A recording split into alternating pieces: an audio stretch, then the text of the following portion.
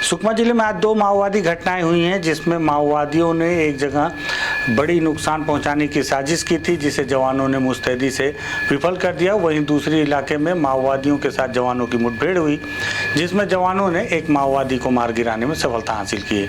क्या है पूरी घटना, इस पर विस्तार से बातचीत करेंगे। नमस्कार, मैं विकास तिवारी हूँ, आप बस्तर टॉकीज देख रहे हैं।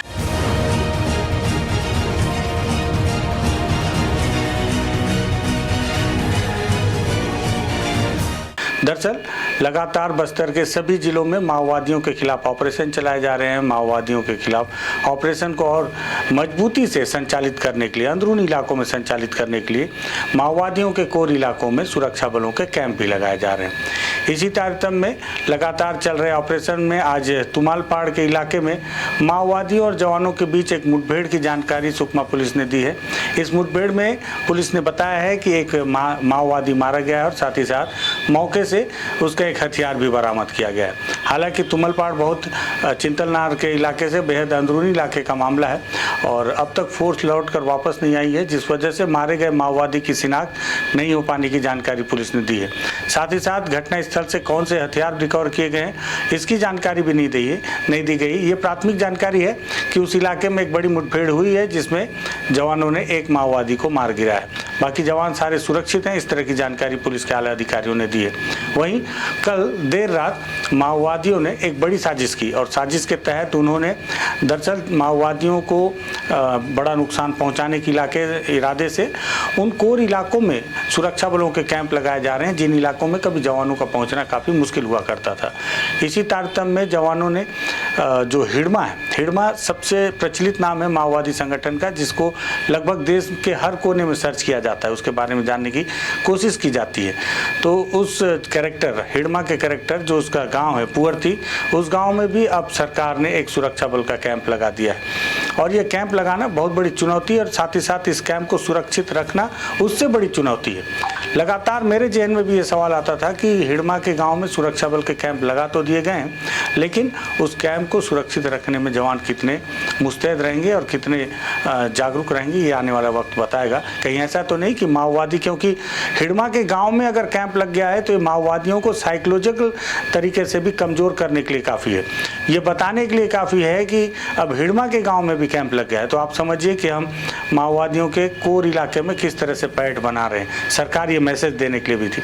साथ ही साथ सरकार ने पुअर्थी के इलाके के ग्रामीणों को रायपुर में मॉल में घुमाकर यह संदेश भी देने की कोशिश की थी कि अब सरकार उन इलाकों को जो माओवादियों की वजह से बेहद पिछड़े माने जाते थे, जो लोगों के लिए दुनिया में कुछ था ही नहीं जंगल के अलावा, क्योंकि माओवादियों ने उन्हें उन इलाकों में कैद करके रखा था, अब उन्हें वहाँ से बाहर निकालकर रायपुर जैसे शहर जो कि राजधानी है प्रदेश की, वहाँ तक घुमाया जा रहा है, मॉल दिखाए जा रहे हैं, पिक्चर दिखाए जा रहे हैं, उस दुनिया से रूबरू करवाया जा रहा है जो दुनिया उनके लिए चांद पर बसती थी। ऐसे इलाकों के ग्रामीणों के लिए यह मैसेज देने की कोशिश भी सरकार ने की। उस इलाके में कैंप लगाना और उसे सुरक्षित रखना एक बड़ी चुनौती है और इसी चुनौती पर माओवादियों ने एक सवाल खड़ा किया। बीती रात माओवादियों ने पूरी तैयारी के साथ इस कैंप पर हमला कर दिया। आधे घंटे तक माओवादियों ने इस पर यूबीजीएल, जो माफ़ी चाहूँगा बीजीएल, जो कि उनका देसी लॉन्चर है, बैरल ग्रेनेड लॉन्चर, जिसे मैंने आपको कई दफ़े दिखाया है, फाइल शॉट में आप देख भी रहे हैं तस्वीरों में। इस बीजीएल से उन्होंने कई दफ़े कैंप के ऊपर हमला किया और हमला करने के साथ कई राउंड फायर भी किया। हालांकि जवान इस घटना के लिए पहले से मुस्तैद थे, उन्हें पता था कि हिड़मा के गाँव में उन्होंने कैंप लगा रखा है, कभी भी इस तरह की घटना हो सकती है। कोई भी दिन, किसी भी रात माओवादी जरूर उनके ऊपर अटैक करेंगे। इसके पहले आपको याद हो कि पुअर्थी के पहले टेकलगुड़म में, जहाँ पे 22 जवान शहीद हुए थे, उस इलाके में भी जब कैंप इस्टेब्लिश किया गया था, तब भी माओवादियों ने कैंप पर एक बड़ा हमला किया था। हालांकि उस हमले को भी जवानों ने मुस्तैदी से माओवादियों को पीछे हटा दिया था और अपने आप को सुरक्षित रखा था। हालांकि बड़ी संख्या में बीजीएल दागे जाने की वजह से बीजीएल की चोट से कुछ जवान घायल जरूर हुए थे उस वक्त, लेकिन इस घटना में जवान पूरी तरह से सुरक्षित हैं और कैंप को भी उन्होंने अपने सुरक्षित बचा लिया है।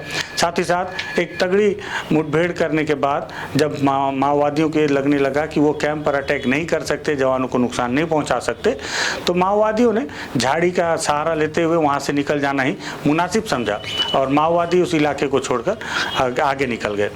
लेकिन उन्होंने कोशिश की। ये बात अलग है कि जवानों ने अपने कैंप की सुरक्षा कर ली, लेकिन माओवादियों ने वो कोशिश की है। हो सकता है कि माओवादी फिर से इस तरह की कोई हिमाकत करे और उन अंदरूनी इलाकों के सुरक्षा बलों के कैंप पर अटैक करने की कोशिश करें। तो ऐसे में जवानों को अपने कैंप की सुरक्षा के लिए हमेशा मुस्तैद रहना होगा, और जवान मुस्तैद रहते भी हैं, क्योंकि बस्तर के जंगल की लड़ाई की सबसे बड़ी यही स्ट्रेटजी है कि आप जब तक मुस्तैद रहेंगे तब तक आप सुरक्षित रहेंगे। जहां पर आपने लापरवाही की तो आपको अपनी जान से हाथ धोना पड़ सकता है और साथ ही साथ और भी नुकसान उठाने पड़ सकते हैं। माओवादियों ने एक रणनीति के तहत जवानों के कैंप में अटैक किया, हालांकि उन्हें किसी तरह की सफलता नहीं मिली और जवानों ने मुस्तैदी से उनकी इस प्लानिंग को, साजिश को नाकाम कर दिया, विफल कर दिया। वहीं दूसरे इलाके में, चिंतलनार के इलाके में माओवादियों और जवानों के मुठभेड़ में जवानों को सफलता मिली। 2 घटनाएं सुकमा में हुई। मुझे लगा इस घटना से आपको रूबरू करवाना चाहिए, इसलिए इस वीडियो को तैयार किया गया है। वीडियो पसंद आया तो शेयर कीजिएगा, बस्तर टॉकीज को सब्सक्राइब कीजिएगा। धन्यवाद।